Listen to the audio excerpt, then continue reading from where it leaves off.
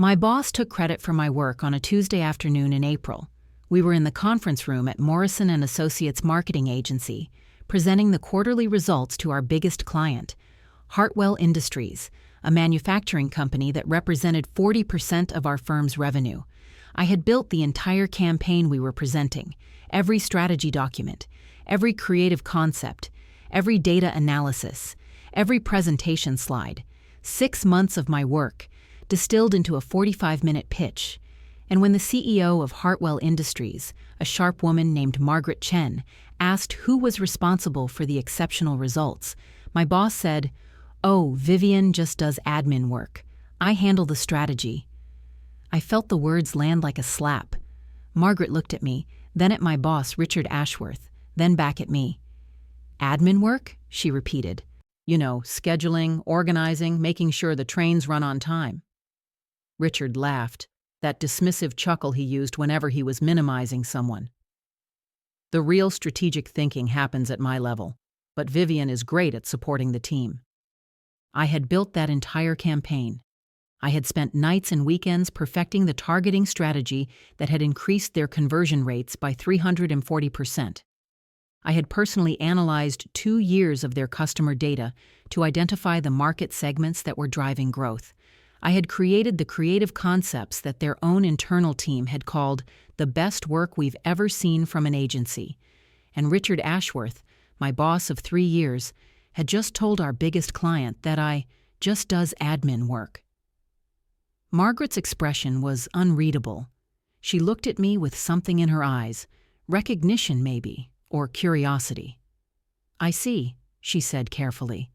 "Well, whoever did the strategy, the results speak for themselves." "That's the Ashworth touch," Richard said, beaming. "I've been doing this for 20 years. You learn a few things." I smiled politely. I said nothing. I was already planning my next move. "My name is Vivienne Adeyemi Richardson. I am 34 years old. I was born in Newark, New Jersey, the daughter of Nigerian immigrants who built a successful restaurant chain from nothing. My parents taught me many things about success, about working harder than everyone else, about letting your results speak louder than your words. They also taught me something equally important: never stay where you're not valued, and never fight battles you can win more elegantly by waiting. Richard Ashworth had just shown me exactly how he valued me. Now I would show him what I was actually worth. The meeting ended with handshakes and promises to continue the successful partnership. As we walked the Hartwell team to the elevator, Margaret Chen hung back slightly. "Vivian, do you have a card?" "You have a..." Richard answered before I could. "She's not really client-facing. You can reach her through me if you need anything." Margaret's eyes flickered with something. Annoyance? Recognition? But she simply nodded. "Of course. Richard, we'll be in touch about next quarter." The elevator doors closed. Richard turned to me with a satisfied smile. "That went well. Good job on the slides, by the way. Very clean formatting." Clean formatting. I had built a campaign that had generated $2.3 million in new revenue for Hartwell Industries, and he complimented my formatting. "Thank you," I said. "I'm glad the presentation was useful. It's all about the delivery. You can have the best content in the world, but if you can't sell it to the client..." He shrugged. "That's why I'm the partner and you're the associate." "Of course." I walked back to my desk and sat down. Then I opened my personal email and began typing. The email was to a former colleague who had started her own consulting firm. "Hi, Sandra. I'm exploring options. Can we have coffee this week? I'd love to hear about your experience going independent." I sent it and went back to work. Richard had no idea that he had just set a timer on my employment at Morrison & Associates. The countdown had begun. The following weeks were an education in observation. I started paying attention to things I had previously ignored. The way Richard presented my work as the team's work when results were good, and Vivian's area when anything went wrong. The way he scheduled client calls when I was conveniently in other meetings. The way he copied leadership on emails taking credit for strategies I had developed. I also started documenting every campaign I built, every strategy I developed. Every late night I spent fixing problems Richard had created through his negligence. I kept copies of original files with timestamps. I saved email threads showing who had actually done the work. I created a comprehensive record of my contributions to every major account at the agency. Not to use against Richard. I wasn't interested in a fight I might lose, but to remind myself of my worth when doubt crept in, and to have evidence when the right opportunity presented itself. The opportunity came 2 months after the Hartwell presentation.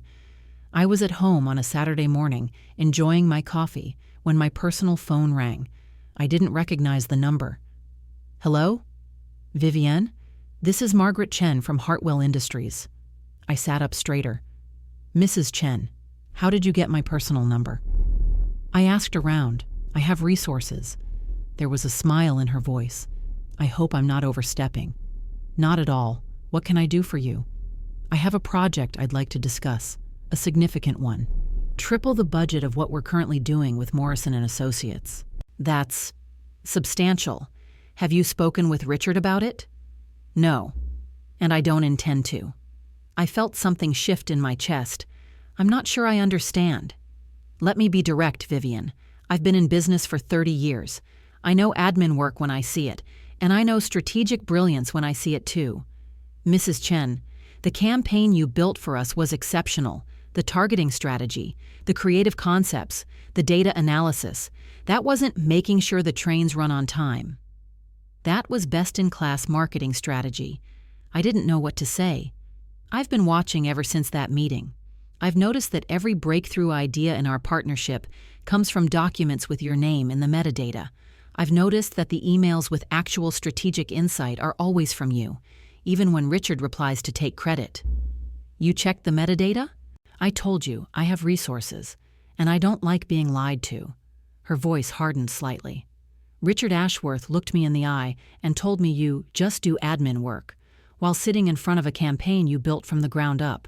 He's my boss. It's complicated. It doesn't have to be. That's why I'm calling. What are you proposing? I want to hire you directly, not Morrison & Associates. You, as a consultant, for a new product launch we're planning. The budget is $1.2 million in marketing spend. I want someone who actually knows what they're doing managing it. I felt dizzy.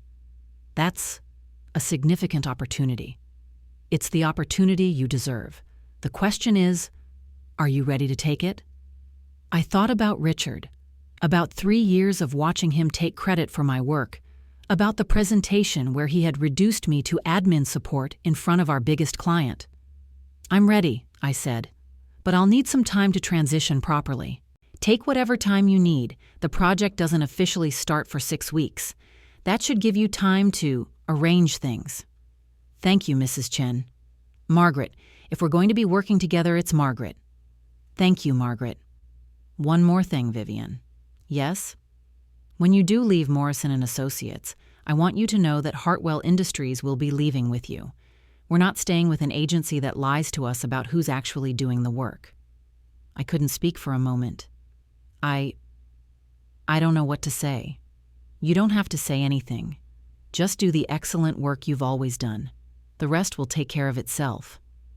She hung up. I sat in my kitchen, phone in hand, coffee growing cold. Then I started to cry, not from sadness, from relief, from validation, from the overwhelming sensation of finally being seen. The next 6 weeks were a careful ballet of preparation. I consulted with a lawyer to ensure my resignation and subsequent work with Hartwell wouldn't violate any non-compete clauses. Morrison & Associates had a weak agreement that applied only to soliciting current clients, but Hartwell had approached me, not the other way around. I set up my consulting LLC, Okonkwo Strategic Consulting, a name that was mine alone. I quietly began transitioning my workload, documenting processes, creating handover materials. Not because I owed Richard anything, but because I took professional pride in doing things properly. And I waited. On a Friday afternoon in June, I walked into Richard's office and closed the door. Vivian, what's up? I'm submitting my resignation, effective in 2 weeks. He looked up from his computer, surprised. Resignation? Why? Is this about money? Because we can probably work something out. It's not about money. Then what? You're not going to a competitor, are you? I'm starting my own consulting practice. He laughed, that same dismissive chuckle from the Hartwell presentation. Your own practice? Vivian, be realistic. You're good at execution, but you don't have the client relationships to run your own shop. You need someone like me to bring in the business. I appreciate your concern, but I've made my decision. Who's going to be your first client? Do you even have anyone lined up? I smiled. I'll manage. He shook his head, still amused. Well, good luck. You're going to need it. Let me know when you're ready to come back to a real agency. I'll keep that in mind. I walked out of his office for the last time. Behind me, I heard him already on the phone with someone. You won't believe this. Vivian just quit. Says she's starting her own shop. I give it 3 months. I smiled and kept walking. He would understand soon enough. The call came 2 weeks later. I was in my new home office, a spare bedroom I had converted into a workspace, when my phone rang, Richard Ashworth. I let it go to voicemail. He called again. Voicemail. Again. Voicemail. On the 4th call, I picked up. Richard, what did you do? You'll need to be more specific. Hartwell Industries just called. They're terminating their contract with Morrison & Associates. They said they're taking their business directly to the strategist who built their success. What did you tell them? I didn't tell them anything. Margaret Chen called me. Margaret Chen? You're on first-name basis with the client now? She's not your client anymore. She's mine. You stole our client. I didn't steal anything. She approached me. She did her own research. She discovered that the work she valued was done by someone you dismissed as just doing admin work. I didn't mean, you told her I made sure the trains run on time while you handled the strategy. You looked her in the eye and took credit for 6 months of my work. That's how this business works. The partner presents, the associate executes. The associate executes and the partner takes credit, you mean, until the client figures out who's actually creating the value. This is theft. I'm going to sue. Sue me for what? Your non-compete is weak, and you know it. Hartwell approached me, not the other way around. I didn't solicit them. I didn't use proprietary Morrison materials. I just answered the phone when a client called. Morrison & Associates will go under without the Hartwell account. That sounds like a problem for you, not for me. You're destroying my company. Your company was built on taking credit for other people's work. You destroyed it yourself. I'm just the one who finally got out. Silence on the other end. Margaret Chen said something to me, I continued. She said you were always replaceable. She stayed because of the work I was doing, the work you claimed as your own. You can't. Goodbye, Richard. I hope you find someone else who's willing to do your job while you take the credit, but it won't be me, not anymore. I hung up. Then I went back to work on the Hartwell product launch. The launch was a massive success. With a $1.2 million budget and complete creative control, I built a campaign that exceeded every metric Hartwell had set. Product awareness increased by 280%.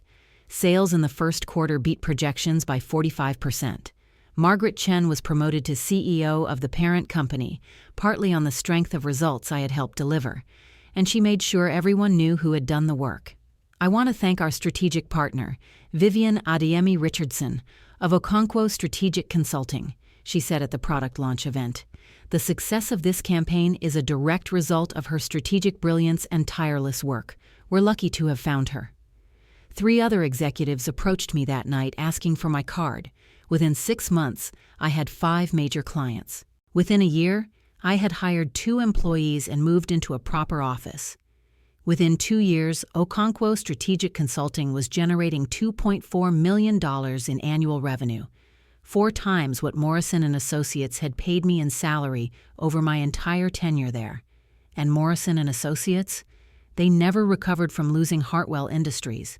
Without their anchor client, they couldn't sustain operations. Richard Ashworth had to lay off half his staff and eventually merge with a larger agency where he became a mid-level director instead of a partner. The last I heard, he was doing admin work. The irony wasn't lost on anyone. My mother visited my office on the 2nd anniversary of my resignation.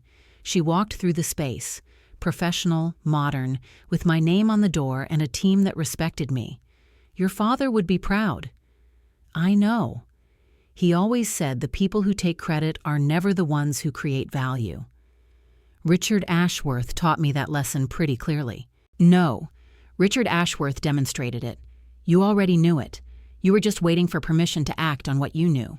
I thought about that meeting 2 years ago, about Margaret Chen's sharp eyes, about Richard's dismissive chuckle. I should have left sooner.